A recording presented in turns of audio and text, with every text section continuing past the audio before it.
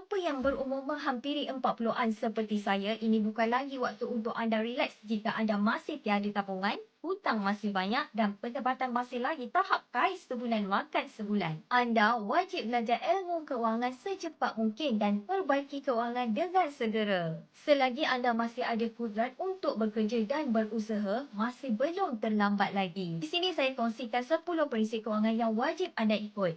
Pertama, disiplinkan diri menabung sekurang-kurangnya 10% daripada pendapatan setiap bulan. Kedua, simpan dulu, belanja selebihnya. Jangan tunggu duit lebih baru menabung. Ketiga, sentiasa hidup di bawah kemampuan. Bukannya ikut kemampuan, apatah lagi ikut kemahuan. Keempat, berpada-pada dengan hutang. Jangan sesekali berhutang kecuali pada perkara yang benar-benar jadi keperluan mendesak. Kelima, jika perlu membeli sesuatu dan perlu bayar secara asuran, bermakna anda masih belum mampu. Menabung dahulu apabila cukup duit baru beli. Keenam, jangan sesekali menabung kecuali guna duit lebihan daripada tabungan 6 hingga 12 bulan pendapatan. Selagi belum cukup tabungan, fokus tambah tabungan terlebih dahulu.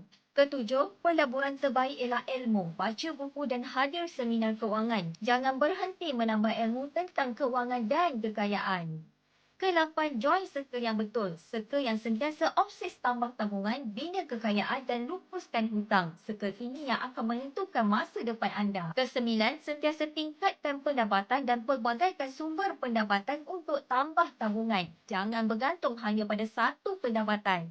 Dan ke-10, setiap kali pendapatan bertambah, tambahlah tabungan. Jangan sesekali gunakan kenaikan pendapatan untuk tambah komitmen hutang. Semoga perkongsian saya memberi manfaat dan boleh follow saya untuk ilmu emas dan kewangan.